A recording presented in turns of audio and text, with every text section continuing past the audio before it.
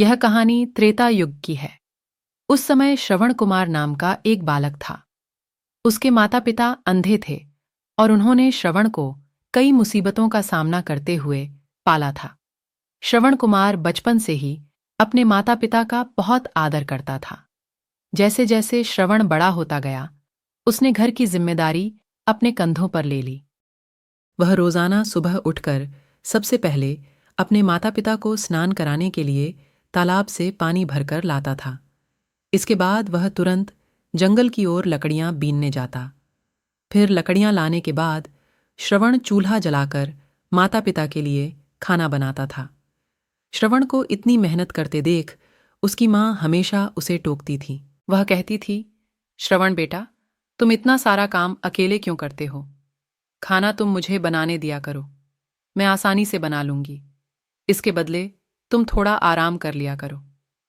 माँ की इन बातों को सुनकर श्रवण कुमार कहता, नहीं माँ, मैं ये सारे काम आप लोगों के लिए ही तो करता हूं। भला अपने माँ बाप के लिए किए गए कामों में कैसी थकान, उल्टा मुझे तो खुशी मिलती है। श्रवण कुमार की इन बातों को सुनकर उसकी माँ भावुक हो गई। वो रोज भगवान से प्रार्थना करती, हे प्रभु, इतना ध्यान रखने वाला श्रवण जैसा बेटा हर माता पिता के घर पैदा हो।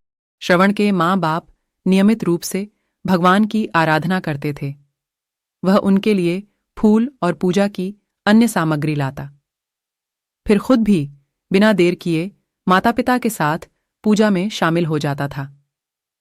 श्रवण कुमार धीरे धीरे बड़ा हुआ और जल्दी से घर के कार्यों को खत्म करके बाहर काम पर निकल जाता था। एक दिन श्रवण अपने माता पिता के साथ बैठा था। तभी उन्होंने श्रवण से कहा, बेटा, तुमने हमारी हर ख्वाहिश पूरा की है। अब हमारी केवल एक ही इच्छा है जिसे हम पूरी करना चाहते हैं। यह सुन श्रवण ने उनसे पूछा, ऐसी कौन सी इच्छा बाकी है जिसे आप पूरा करना चाहते हैं? आप केवल आदेश दें, मैं आपकी हर ख्वाहिश को पूरा करूंगा। इस पर श्रवण के पिता ने कहा, बेटा, अब हम बूढ़े हो चुके हैं और हम चाहते हैं कि मरने से पहले तीर्थ यात्रा के लिए जाएं। भगवान के शरण में जाकर हमें सुकून की प्राप्ति होगी। अपने माँ बाप की बात सुनकर श्रवण कुमार सोचने लग गया कि वह उनकी इस इच्छा को कैसे पूरा करेगा। उस समय बस और ट्रेन की सुविधा नहीं थी, साथ ही उसके माता पिता देख भी नहीं सकते थे। ऐसे में उन्हें तीर्थ यात्रा कराना भला कैसे संभव हो पाता। तभी श्रवण कुमार को एक तरकीब सूझी। वह तुरंत बाहर गया और वहां से 2 बड़ी टोकरी लेकर आया। उसने उन दोनों टोकरियों को एक मजबूत डंडे में मोटी रस्सी के सहारे लटकाकर एक बड़ा सा तराजू बना लिया। फिर श्रवण कुमार ने उस तराजू में अपने माँ बाप को बारी बारी से गोद में उठाकर बैठा दिया। उसके बाद तराजू को अपने कंधों पर लेकर उन्हें तीर्थ यात्रा पर लेकर निकल पड़ा।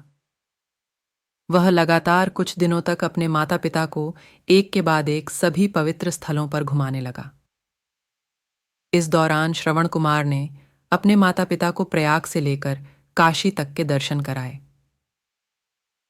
माता पिता को घुमाते समय श्रवण कुमार उन्हें उन जगहों के बारे में भी बताते चलता था, क्योंकि वह आंखों से उस दृश्य को नहीं देख सकते थे।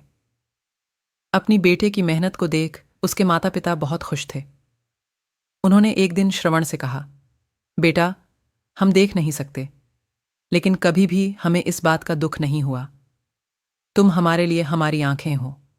तुमने हमें जिस तरह सारे पवित्र स्थानों की कथा सुनाकर उनके दर्शन कराए हैं, ऐसा लगता है जैसे कि हमने सच में प्रभु के दर्शन अपनी आंखों से किया हो।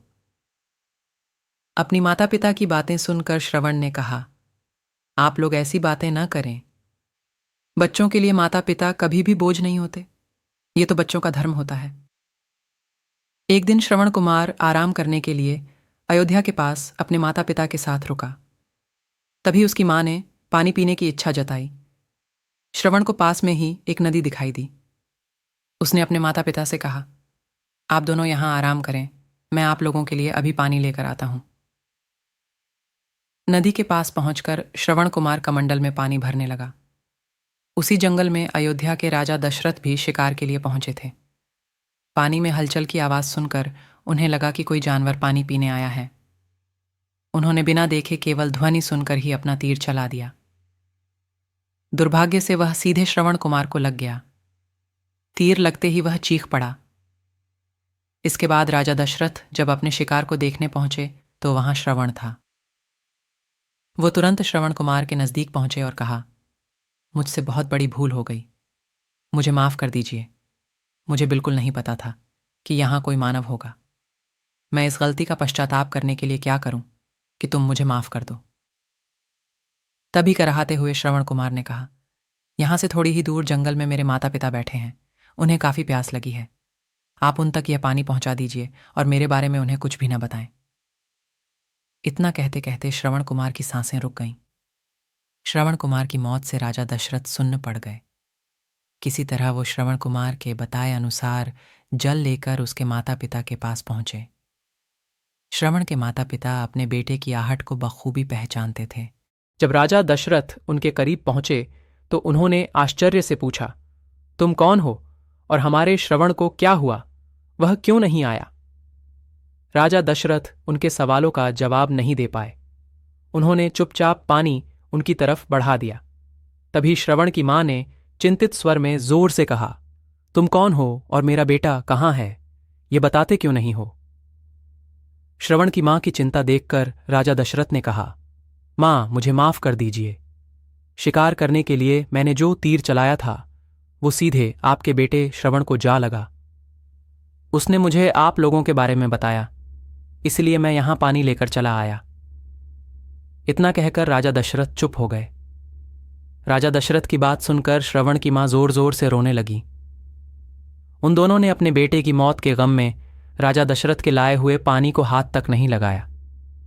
श्रवण के पिता ने तभी राजा दशरथ को पुत्र वियोग का श्राप दे दिया। कुछ ही देर बाद श्रवण के माता पिता ने अपने प्राण त्याग दिए।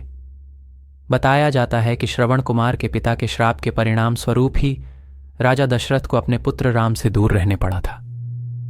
राजा दशरथ के इस श्राप को पूरा करने के लिए ही भगवान राम को 14 वर्षों का वनवास हुआ, जिसका माध्यम दशरथ की पत्नी कैकेयी बनी।